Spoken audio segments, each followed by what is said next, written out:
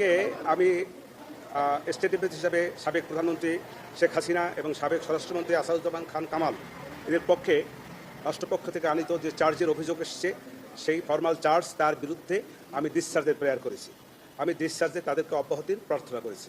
অব্যাহতির প্রার্থনার মূল যে বিষয়গুলি ছিল সেগুলো এই যে তার বিরুদ্ধে যে সমস্ত কথাবার্তা এসছে সেগুলো কল্পিত, উদ্দেশ্যপ্রণোদিত, রাজনৈতিক উদ্দেশ্যপ্রণোদিত এবং যেগুলো কোনো সত্যিকারের ভিত্তি নাই। এবং ওনার যে রাজনৈতিক দর্শনে এবং দীর্ঘ বছরের শাসনামলে এই সাবেক প্রাইম মিনিস্টারের যে সমস্ত কল্যাণ, যে সমস্ত ভালো ভালো কাজ, এই সব বিষয়ে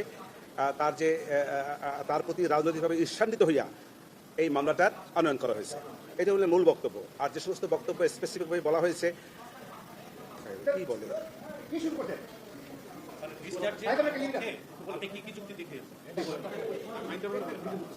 আমার যুক্তিটা হলো এই যে প্রথম কথা হলো যে সে রাজাকারের নাতিপুতির যে বক্তব্যটা এসছে, সাবেক প্রধানমন্ত্রী রাজাকারের নাতিপুতি এইভাবে উনি বলতে চান না এবং বলেনও নাই। আর রাজাকারকে ধ্বংস করে দেওয়া, তাদেরকে হত্যা করা, এরকম একটা প্রশ্ন আসছে এই মামলার মধ্যে। সেক্ষেত্রে আমি বলেছি যে উনি দীর্ঘ বছর শাসনামলে ছিলেন। উনি যদি চাইতেন রাজাকারকে হত্যা করে ফেলবেন তাহলে ইতিপূর্বেই পারতেন। উনি ইতিপূর্বে যেহেতু রাজাকারকে হত্যা করেন নাই, আজকে আসে কেন বাচ্চা ছেলেদেরকে হত্যা করবেন? এটা হল প্রথম কথা। দ্বিতীয় কথা হলো ওনাদেরকে বলা হয়েছে যে তাপস সাহেবের সঙ্গে উনি ফোনালাপ করেছেন, সেই ফোনালাপে বিভিন্ন ছাত্রদেরকে হত্যা নির্দেশ দিয়েছেন। আমি বলেছি সঠিকটা, এরকম কোনো নির্দেশ প্রশাসনের পক্ষ থেকে কোনো ডকুমেন্টারি কোনো এভিডেন্স তাদের কাছে নাই। দ্বিতীয় কথা হলো যে রংপুরে বেগম রোকেয়া বিশ্ববিদ্যালয়ের ছাত্র আবু সাইদের যে হত্যা নির্দেশ দিয়েছে, এরকম কোনো বক্তব্য, যে বক্তব্যগুলো এনেছে এগুলো সঠিক নয়। কারণ হলো এরকম কোনো ডকুমেন্টারি এভিডেন্স এই রাষ্ট্রপক্ষে তার যে দাখিলীয় কাগজপত্র তার মধ্যে নাই।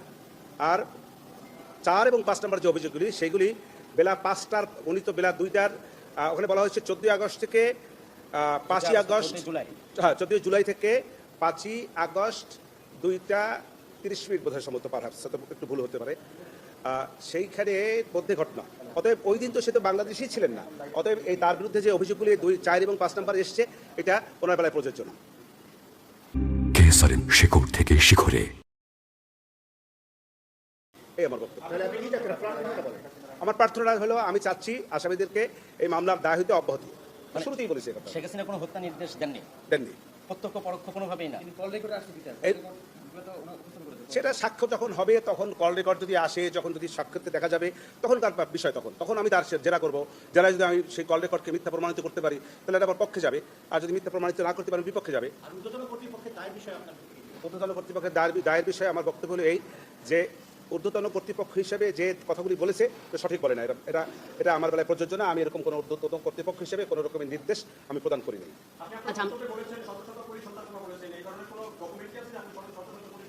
আজকে তো ডকুমেন্টসের কোনো বিষয় না, আজকে তো ডকুমেন্টস সাবমিট করার কোনো বিষয় না, আজকে শুধুমাত্রই বক্তব্য দেওয়ার প্রশ্ন।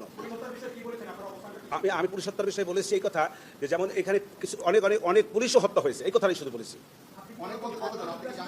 না, আমি অঙ্ক বলি নাই। আচ্ছা আমির ভাই, আপনি বললেন যে আজকে চার্জ হিয়ারিং ছিল, এই বিষয়গুলো মানে আইনের বিষয় আজকে ডিসচার্জ শুনানি ছিল, রাইট? তো এখানে যেই হিয়ারিং গুলো ওই প্রসিকিউটররা বলছে এইগুলো এখানে আসার কথা না, আইনগত কোনো ব্যাপার যদি থাকে, যেমন আপনি বলেছেন যে এই আইনে মানবতা বিরোধী অপরাধ মানে এই বিচারটা হয় না, মানে সেই ব্যাপারে আমার বক্তব্যটা হলো যে মানবতা বিরোধী অপরাধ এই দেশে কোনো যুদ্ধ হয় নাই। এই যে জুলাই আগস্টে কোনো যুদ্ধ সংগঠিত হয় নাই। এখানে একটি রাজনৈতিক যে পট পরিবর্তন এবং প্রতিহিংসা, হিংসা, তার প্রেক্ষাপটে এই ঘটনা।